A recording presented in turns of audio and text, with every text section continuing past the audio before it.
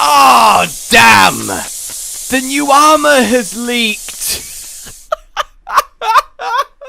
That was the funniest thing you've ever seen. Don't at me.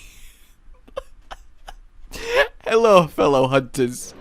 So, the Spring Festival was data mined, the Summer Festival was data mined, and shocking no one, the Autumn Halloween Festival has been data mined. Oh, there's a big surprise! That's an incredible... I think I'm gonna have a heart attack and die from that surprise! So why not greedily drink deep from the forbidden hype well and have a little bit of a look-see, at least a little bit later on in this incredibly entertaining, thought-provoking, discussion-sparking video. Shut up, it is. And let's talk. You've already skipped ahead, haven't you? Fuck. Well, for the three of you still here, let's talk the seasonal festival events. And I suppose it begins with a question, and that question is thus: are you of the opinion that the seasonal festival events are right proper banging, you can't wait, exciting, loads more hours of playtime while they're on? I'm a fan. Or do you believe in life after love? Or do you believe that they are essentially, here, have something kind of fun to do while you wait for the next real update with a new monster? Now, they are two extremes, and the real answer for all of us, I'm sure, is somewhere on the scale between them, but that's the basis here. Now, don't get me wrong, I love the seasonal events. We're not losing anything for them, and they add a real sense of life and forward progression through time to the game world. Each time the season rolls round, seeing the Gathering Hub beautified in such wondrous splendor, it really is fantastic. Just wandering around and taking it in for the first time each time is really special. Having all the event quests back is lovely. Some new layered armors, a new bit of fun to be had, the change to the bounties. Honestly, it's fine, right? But I was looking at the data mined Halloween-y fun, and initially I was like, that is badass, I can't wait. Well, no, actually, I think I can wait. And then it sort of hit me. Oh! Ah! There's a lot of untapped potential with these little gems.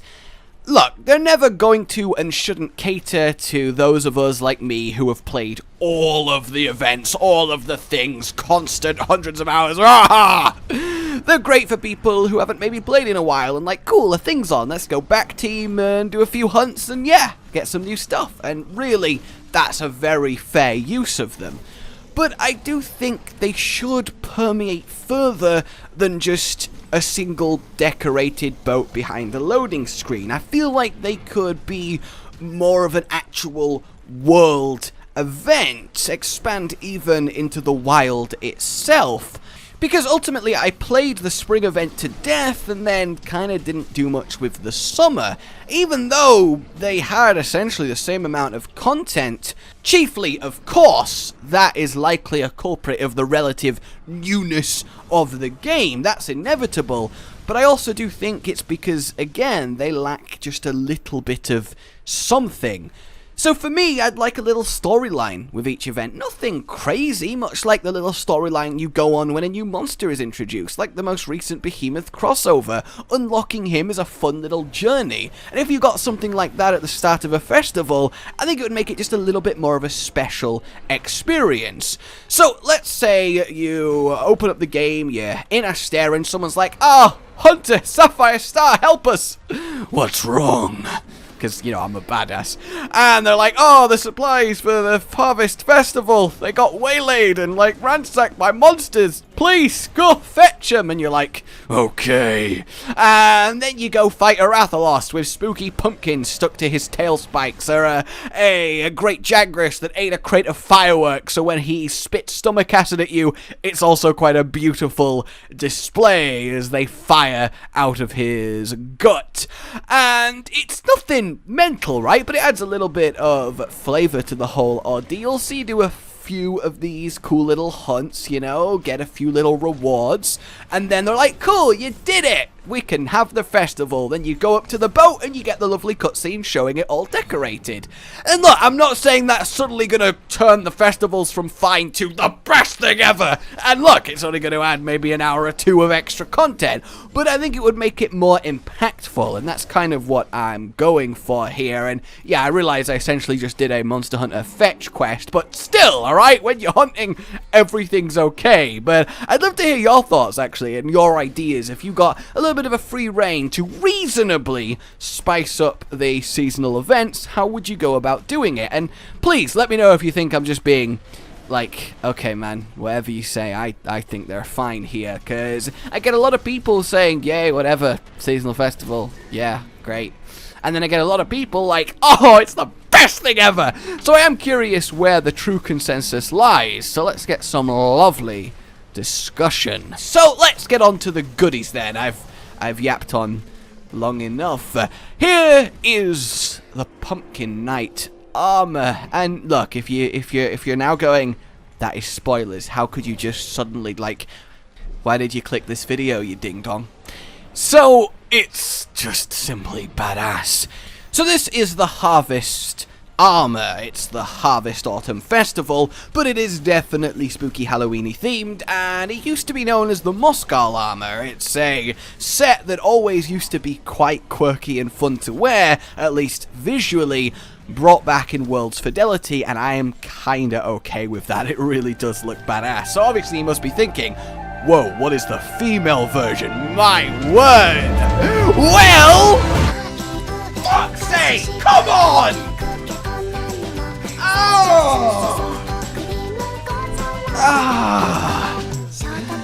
I feel bad for you guys with male characters, because that is kawaii as shit. It's not, you know, not all armor sets are made equal. It's not the most incredible piece for the stats. There is in fact one skill on each slot for one rousing combination, but it does have a fair amount of decoration space, and well, maybe one day it might end up layered, much like the Blossom armor, but certainly, at least from datamined, it's not this festival, though one can hope. One can only hope. Palicos then get their own little spooky get-up ghost pumpkin man, as you saw a little teaser of earlier in this very video. We're also getting layered armor for both feline and mosswine helmets, because that's probably heavily requested. I mean, yeah, there was definitely people clamoring to look like cat pigs, so player base happy. Everyone was on the verge of quitting, like the game was unplayable without, I mean, I guess it's fun, you know, whatever. It just doesn't like, yeah, oh boy, I can't wait, oh!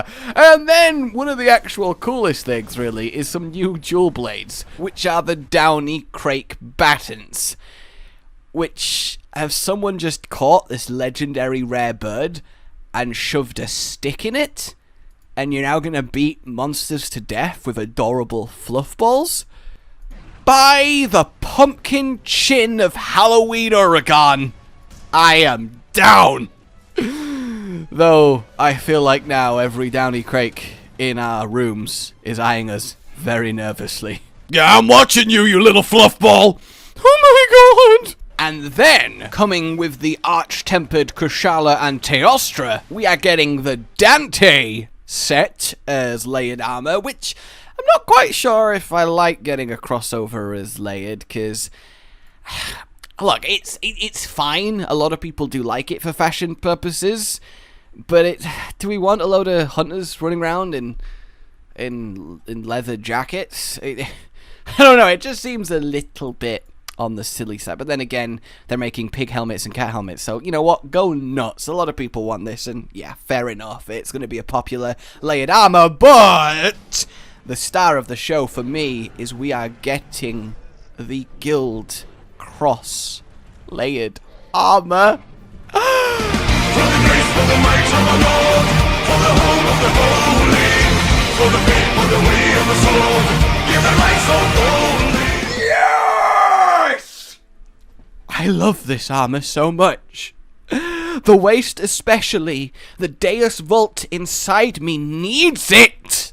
It lets me complete my crusade aesthetic I love so much.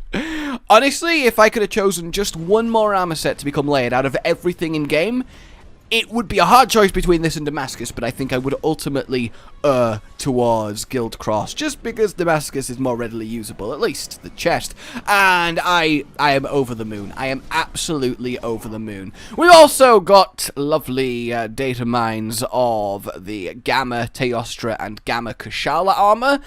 I'm not going to go over these in details, because obviously they'll get their own specific armor review videos, but needless to say, yeah, they're not bad. Chiefly side-grade pieces. Sadly, the Teostra one doesn't distribute weakness exploit in a much better way, which I'm kind of sad about, but there is a strictly better Death Stench gloves now from Kushala. His gloves are just a full-on upgrade, so it kind of trivializes them, but then again, it is layered armor, so it's not the end of the world, but yeah, they both seem absolutely solid, and at the very least, I think both of them will be more useful than both Kirin and even Valhazak Gamma, honestly, so yeah, look forward to that.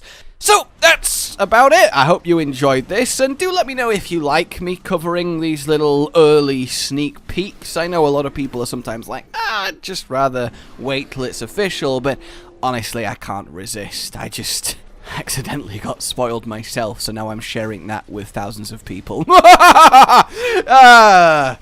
But no, it's fun looking at this stuff, I do feel, especially when it comes with a little bit of speculating attached to it, though admittedly this one not so much. Either way, I hope you had some fun. That's what's important at the end of the day. Like if you did, subscribe for more, hit that bell, and I will see you all very soon. A goodbye. Rage Gaming with the video float. But that's all that's really relevant at the mo, but I'm still gonna leave this up so you patrons know that I love you even though the outro's no longer that kinda relevant. But the new one's being worked on and it's gonna be a truly badass song, and don't worry, I won't be doing any rapping on it. I'm gonna go now. This was shit.